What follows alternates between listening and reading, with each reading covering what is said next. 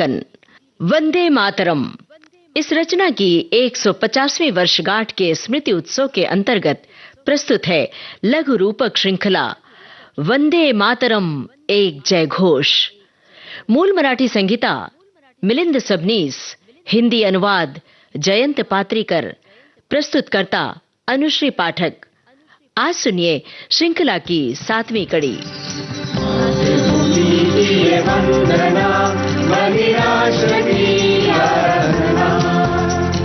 जन जन में जिसने थी जगाई क्रांति की प्रेरणा, वंदन है वंदे मातरम, जय घोष वंदे मातरम, जय घोष वंदे मातरम, जय घोष वंदे।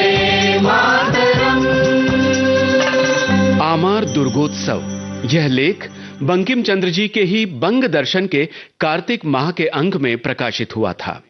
इसे लिखकर ठीक 1 महीना पूरा हुआ। बंकिम चंद्र जी नैहाटी में ही थे। गंगा नदी के किनारे इस रमणीय गांव में उनका हवेली नुमा घर था। बंग दर्शन इस पत्रिका का छापखाना भी उसी घर के एक हिस्से में था। बंकिम चंद्र जी के पिता यादव चंद्र जी ने अपने जीते जी उस घर का बंटवारा अपने 4 बच्चों में कर दिया। बंकिम चंद्र जी के हिस्से में घर के एक कोने में बने महादेव मंदिर के बगल की खाली जमीन आई, जिस पर उन्होंने 4 कमरों वाला एक छोटा सा घर बनाया था। मुख्य घर के कोलाहल से दूर होने के कारण बंकिम बाबू को चिंतन मनन हेतु आवश्यक शांति यहां मिल रही थी।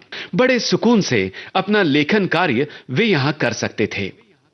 7 नवंबर 1875 कार्तिक शुद्ध नवमी, शक संवत 1797। अक्षय नवमी का वो दिन था।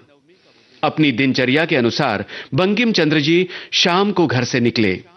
गंगा नदी तक एक चक्कर लगाकर वे वापस आने वाले थे। आधे रास्ते तक जाने के बाद अचानक उनके मुखमंडल पर अद्भुत प्रसन्नता छा गई। उन्हें लगा कुछ नया मन में उभर रहा है और लंबे लंबे डग भरते हुए वो अपने घर पहुंचे। जल्दी जल्दी अपनी बैठक में आए और लालटेन की ज्योत बढ़ा दी। कमरे में उजाला फैल गया। अपनी लिखने की मेज के पास बैठ गए। सामने रखी स्याही की दवात से कलम उठाकर कागज पर लिखना आरंभ किया। लिखते समय उनके चेहरे पर अद्भुत संतुष्टि का भाव झलक रहा था। सफेद होते बालों की चांदी और उनका गोरा रंग दिए के उजाले में चमक रहे थे। जो कुछ लिखा जा रहा था उस काव्य से मानो समूचे मानव मात्र को एक आभा मंडल जैसा प्रकाश प्राप्त होने वाला है, ऐसा विश्वास उस कवि के मन में था। तपस्वी से लगने वाले बंकिम चंद्र चट्टोपाध्याय की अलौकिक प्रतिभा से एक एक शब्द उमड़ने लगा। वंदे मातरम सुजला सुफला मलयज शीतला शस्य श्यामला मातरम वंदे मातरम शुभ्र ज्योत्स्ना पुलकित यामिनी फुल्ल कुसुमित द्रुमदल शोभिनी सुहासिनी सुमधुर भाषिणी सुखदां वरदां मातरं वंदे मातरं। अब बंकिम चंद्र जी की आंखों के सामने उनके घर की दुर्गा पूजा के दृश्य तैरने लगे। उसका स्मरण कर वे आगे लिखने लगे। कोटि कोटि कंठ कल कर निनाद कराले, कोटि कोटि भुजे धृत खर करवाले, के बोले मां तुम्ही अबले बहुबलधारिणी नमामि तारिणी त्रिपुदलवारिणी मातरं वंदे बंकिम चंद्र जी को देवी के विविध रूप याद आने लगे। पहले स्मरण हुआ विद्यादायिनी सरस्वती का। तुम्ही विद्या तुम्ही धर्म तुम्ही हृदि तुम्ही मर्म त्वं हि प्राणः शरीरे बाहुते तुम्ही मा शक्ति हृदये तुम्ही मा भक्ति तोमारे प्रतिमा गणी मंदिरे मंदिरे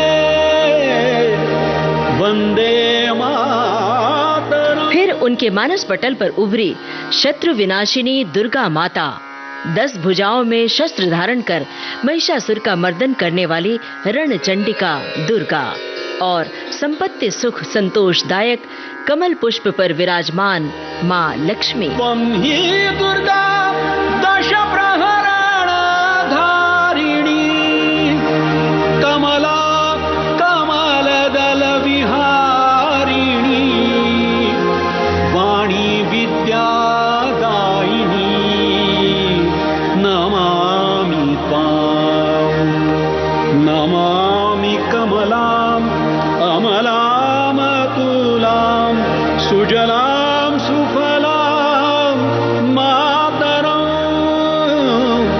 वंदे मातरम्। एक के पश्चात एक सुंदर सुघड़ शब्द आकार ले रहे थे, जैसे आभूषण गढ़ते समय पिघले हुए सोने की तेजस्विता आकार लेती है। ठीक उसी प्रकार इस शब्द समूह का ओजस्वी रूप प्रकट हो रहा था। अब बंकिम चंद्र जी उस आवेग से बाहर निकलने लगे। अपने पुत्रों को मुस्कुराकर आश्वस्त करने वाली माता उन्हें मन की आंखों के सामने दिखने लगी और वे वर्णन करने लगे। श्यामलां सरलां सुस्मितां भूषितां धरणीं भरणीं मातरं वन्दे मातरं वन्दे मातरं वन्दे मातरं। बंकिम चंद्र जी की लेखनी से स्वयं शब्द मार्तंड पृथ्वी पर अवतरित हुए। घमंडी अंग्रेजी सत्ता की सामर्थ्य को ध्वस्त करने वाले तेजोमय शब्द शस्त्र का जन्म हुआ। बहुत ही संतुष्ट भाव से बंकिम चंद्र जी ने लेखनी बगल में रखी और कुर्सी पर शांति से आंखें मूंद कर बैठे रहे। उसी समय एक महाशय हड़बड़ाते हुए अंदर आए। बंग दर्शन इस पत्रिका के मुद्रण पूर्व सामग्री चयन का कार्य अंतिम चरण पर था। थोड़ी जगह शेष बची थी, जिसके लिए कुछ सामग्री की जरूरत है। यही बताने के लिए बंग दर्शन के व्यवस्थापक रामचंद्र बंदोपाध्याय, संपादक महोदय अर्थात बंकिम चंद्र जी के पास आए थे। अचानक उनका ध्यान मेज पर रखे कागज पर लिखी कविता की ओर गया और वे बोले, बंकिम दा, इस कविता से अभी तो हमारा काम बन जाएगा। वैसे ये गीत अच्छा ही है, आप कहे तो इस अंक में छाप दें। उनकी बातों से बंकिम बाबू थोड़े नाराज हुए और बोले, ये कविता अच्छी है या बुरी, इस बारे में शायद आज पता नहीं चलेगा, परंतु कालांतर में जब इस काव्य की महत्ता समझ में आएगी, तब शायद मैं जिंदा न रहूं, मगर आप लोग रहोगे। एक दिन ऐसा आएगा कि समूचे देश और देशवासियों को इस गीत की श्रेष्ठता समझ आएगी।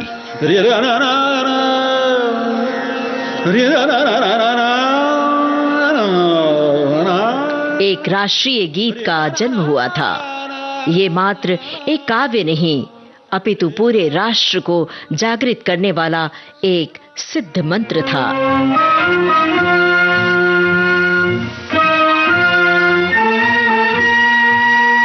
आसेतु हिमाचल गूंजता स्वर, सत्य पावन और परम है अडिग हर भारतीय, मन में नहीं कोई भरम।